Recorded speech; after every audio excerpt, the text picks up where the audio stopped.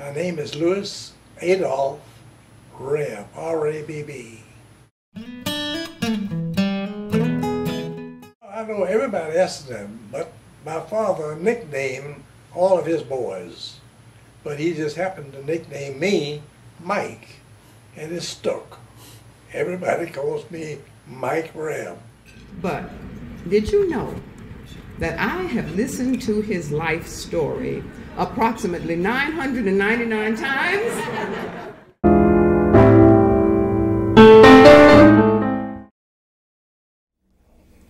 Christopher could tell you more about it than I can because he's a genealogist and he's gone back and done a study of my family.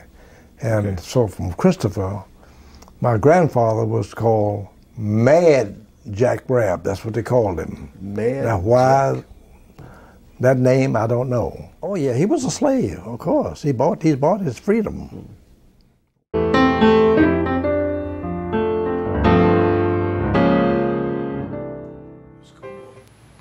My father packed me up and had men working for him take me down to the train at a little town in Columbus, Mississippi, and they stayed on the train until they got picked up enough speed and they jumped off. I cried all the time the first year. They put me in Thrasher Hall, which was a little boy's dormitory, way up on the 3rd floor, where they had pine straw mattresses for you to sleep on. But when I first came to Tuskegee, I met Dr. Carver. I didn't know who he was. I was walking from now the Carver Museum, which was the student laundry, and he stopped me as I was walking up the wall. He said, "Young man, do you know what kind of tree this is?" I looked up here, I know. Started to walk away. He grabbed me and he reprimanded me for not knowing that that was an oak tree. I still didn't know who he was. He looked like a bum. After he released me and I started to walk away, and the young man said, "Boy, do you know who that was you were talking to?" I said, "No." He said, "That was Dr. Carver." I said, "Well," and I said, "Who the hell is Dr. Carver? I don't know a thing about him." But that's the way I met him. But I found out that he was a very important man. Told my brother, I finished high school for you, not for me. He said, "But Mike, it's important for you to go, you got to go to college." I said, "Maurice, I don't want to go to college." So he just insisted that I try for 1 year. At that time, they gave you a 2-year certificate in college. And I said, "All right, I'll sign up for the 2 years."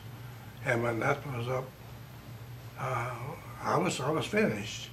He said, "Mike, now it wasn't so bad." Now I said, "Why don't you just stay here and finish college?" So I said, "Oh, Maurice, all right, I'll stay here for you." And I stayed here and I finished college. But when I finished college, their new president had just been elected to replace Dr. Moden, Dr. Robert R. Moden, who was the second president of Tuskegee. So I needed a job. This was back during the Depression, and I didn't know where I was going to land if I didn't have a job. So I went to Dr. Patterson, and he gave me a job across the street in the cafeteria, which had just been started. But when I got over there, the manager found out that I had graduated in business administration. So he made me his assistant. When they came to the cafeteria, they had a walk-in refrigerator with all the stuff hanging up, you see. So it was my job to take Dr. Carver around to let him go in the walk-in refrigerator to cut fat meat off of the carcasses for him to take over to his dormitory. He got to the point where he couldn't do anything, and eventually the school brought him from the dormitory to Dorothy Hall. That's where he died. Dr. Patterson transferred me after the first year to the labor office. In those days, all students had to work. So my job was to give jobs to students. But he said, Rabb, you're doing a nice job over there for us as Secretary of Labor. He says, we are sending you to Columbia to get your master's degree in personnel work. That's just to strengthen me to be able to do a better job in the labor office. I was surprised because I thought when he called me, he was going to fire me. And he told me, he said, Mike, I want you to transfer to the hospital.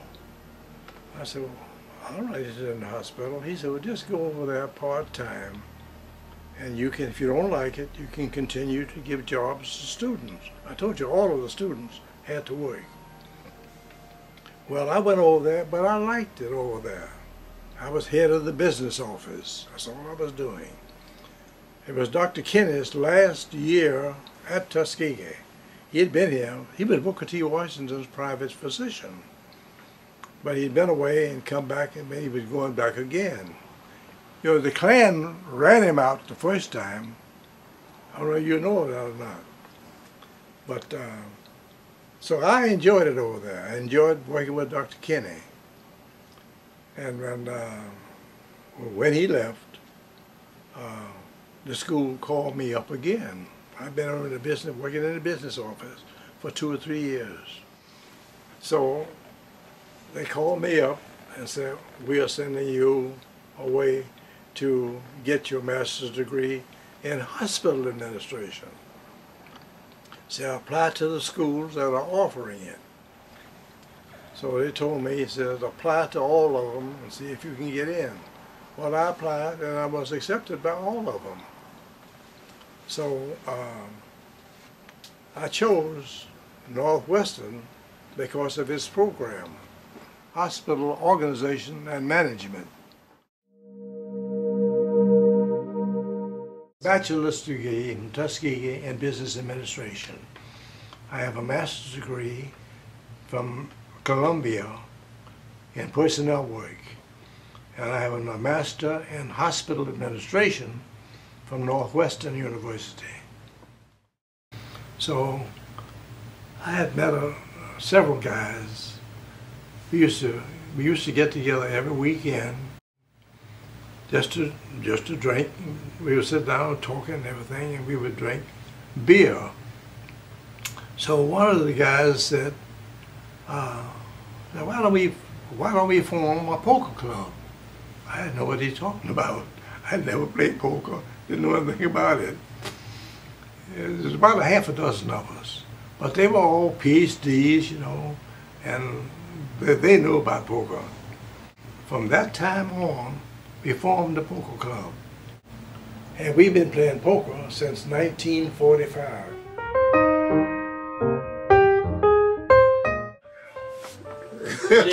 Mike, you always try to fool him with that amnesia. Jack of all trades.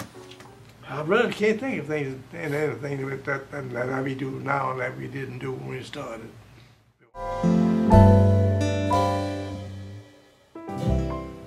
And I always remember the first time I met my wife-to-be. All the students would get off the train, stand around and talk, and then after a while she got off and she walked right on through the crowd and walked right on up towards the Sage Hall, going to Whitehall to register. And my eyes followed her from the time she got off that train, all the way up to past Sage Hall, as far as I could see. But during the time she was in college, she told people, I'm going to marry Mike Rabb. Didn't say anything to me about it, but she just said, I'm going to marry Mike Rabb. And of course we did get married. So we were together for over 65 years. It was difficult for me. It was difficult. I remember when my wife was in the bed, I used to call Velma Bray. to come over to look at her. And she came over and she put a stethoscope to my wife and she immediately removed it. And she said, Mike, she's dying. That hurt. That hurt. So we got together and got her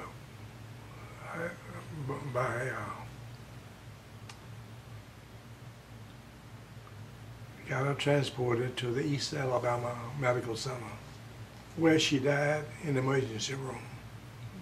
That was difficult for me.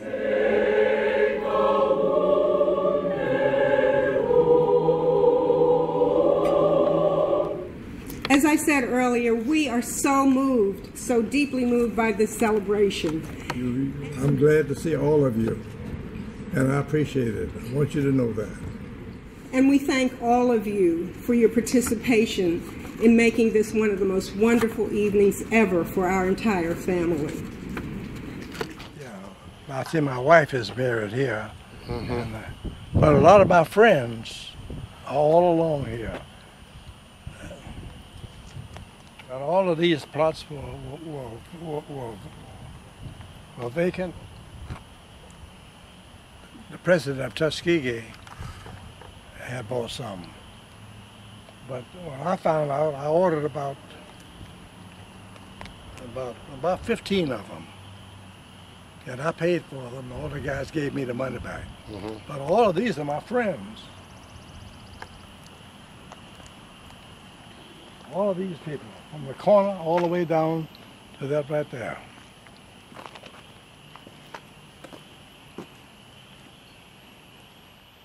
But this is my wife and me there.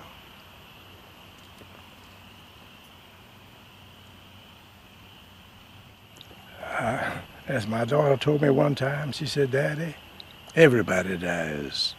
And she was right. So I just made a place for myself and my wife.